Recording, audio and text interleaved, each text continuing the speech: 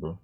Why do you think that people have issues loving themselves? For people who look like us, it's because the world told us not to.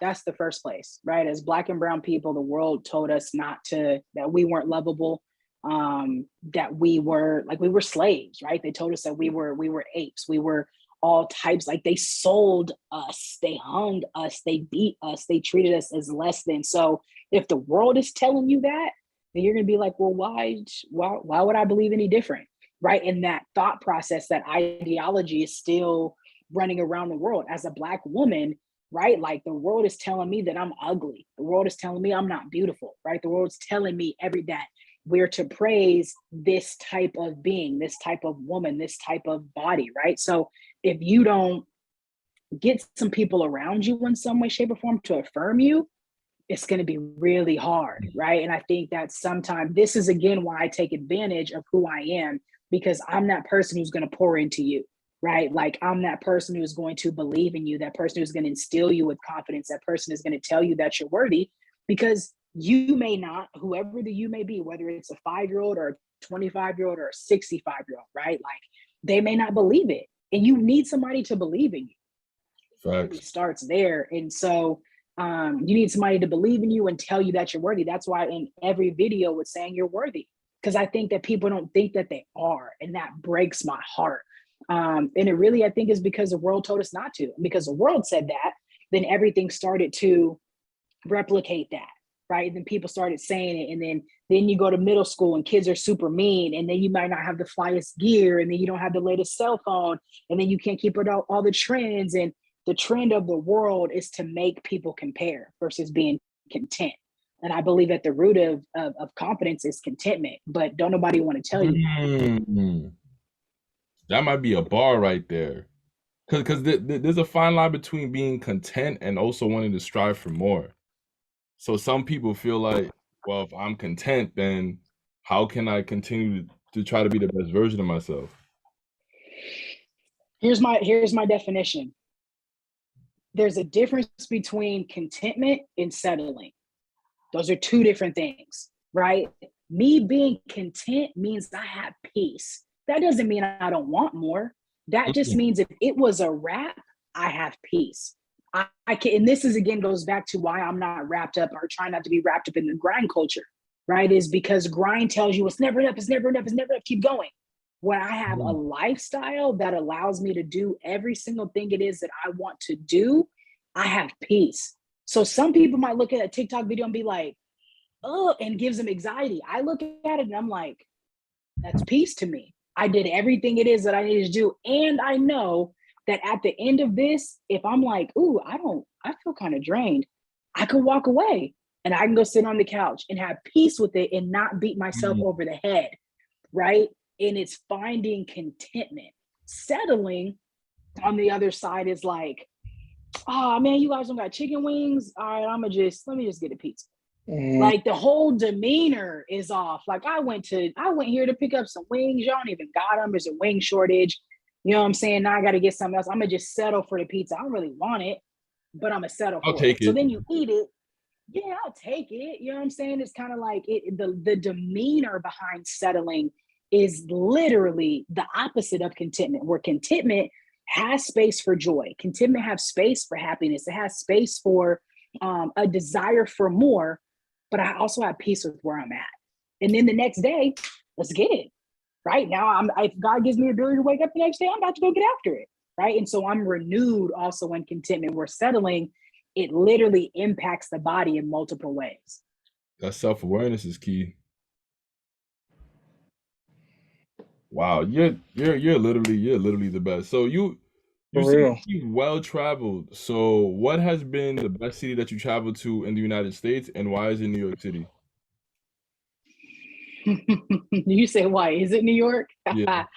I've been in New York like a few times. New York is dope. A little overwhelming sometimes. I actually went to New York. I did a 14 state in 12 days in 2 countries a couple of summers ago. I drove through, so I've driven through every state in the country.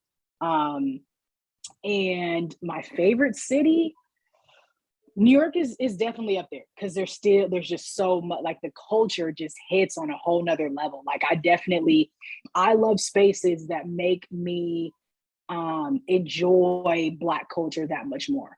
I think that's probably the best way to say that. So when I get on the East Coast, it feels different because I'm from Washington, the Pacific Northwest, and that in and of itself is a PWI altogether. The whole Pacific Northwest is one big old predominantly white institution. So whenever I go east, it just feels good. So I would say anywhere over there, New Orleans is popping.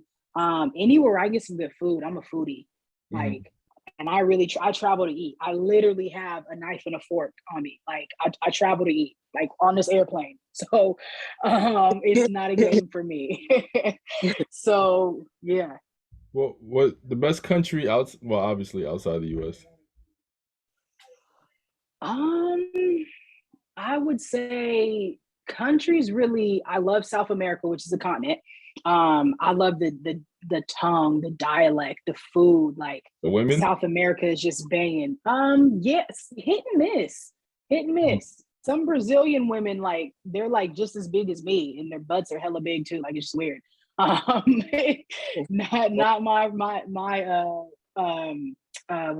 my taste, but yeah, South America's bomb. And then I would say another country, I just love water. The Virgin Islands is dope, which is, I know not it's a country-ish, depending on how you want to look at it, but the water over there is fire.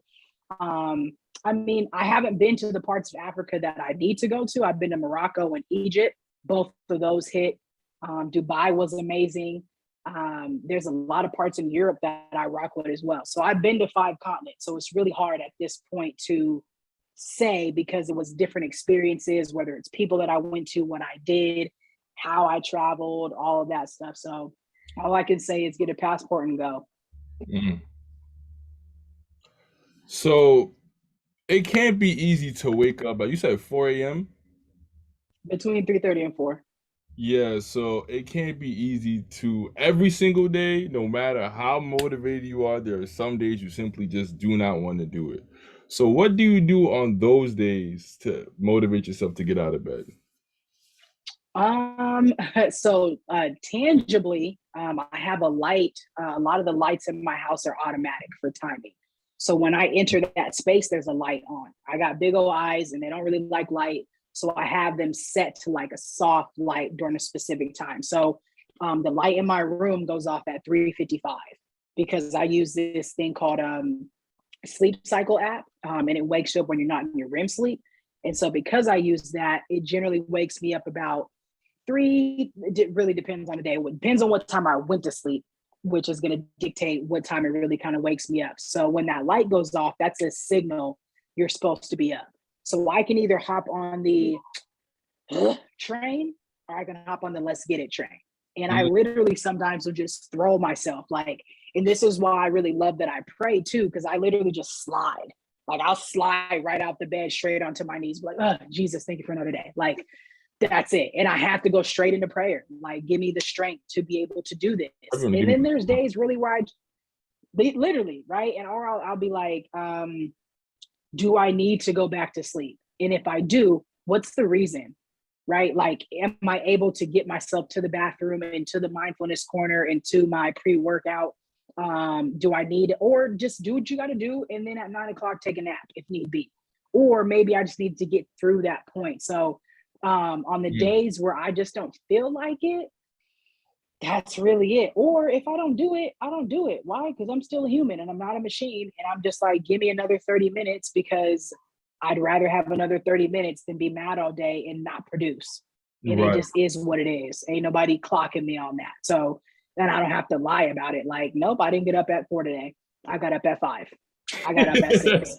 Right? Like, you know, I still got done what I need to get done and call it a day. Yeah. I like the fact that you're realistic about it because you're still you're a whole human being. You know what I'm saying? Like, you know, crazy. My last question is, what is the biggest piece of advice you would give to someone who's trying to become a leader?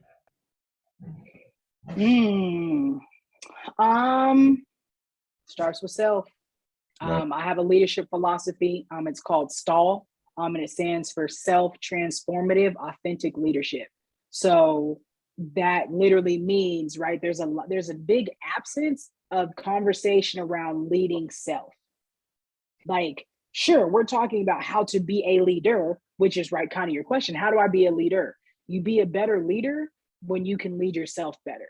And so I took the last couple of years just learning how to lead myself better. And as a basketball coach and a confidence coach, I have found that I am that much better at executing my purpose because I'm that much better at leading myself.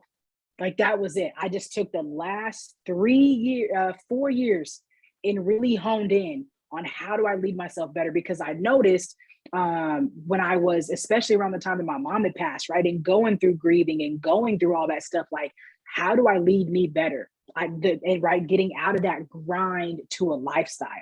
And so being more self-aware allows me to be in spaces and not project, allows me to be in spaces and really just, okay, how do I manage self?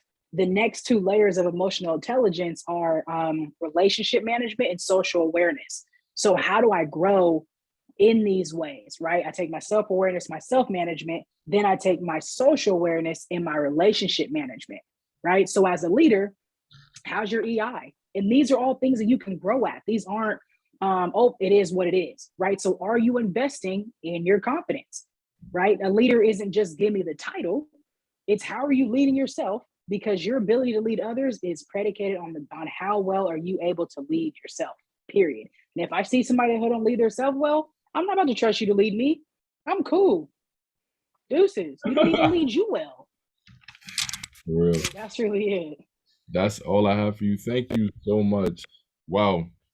I'm gonna watch you. this one back, for real. You're amazing. Word. Thank y'all. Thank y'all. I truly appreciate you having me. Thank you for reaching out, and tap in at any time. I'm gonna write down that schedule, or not Yeah. schedule, but that routine, so that way you guys can rock that out. And I look forward to being back within a year, telling you guys where I'm at a year from now. For Now sure. we definitely gotta definitely keep in touch. You're really truly an inspiration. Honestly, I love really seeing people of color just thrive and succeed like this. It's really encouraging. Yes, yes. Same for you guys. I appreciate it, and I hope to learn more about you and follow the podcast and sharing everything. So thank you for tapping in. Thank you.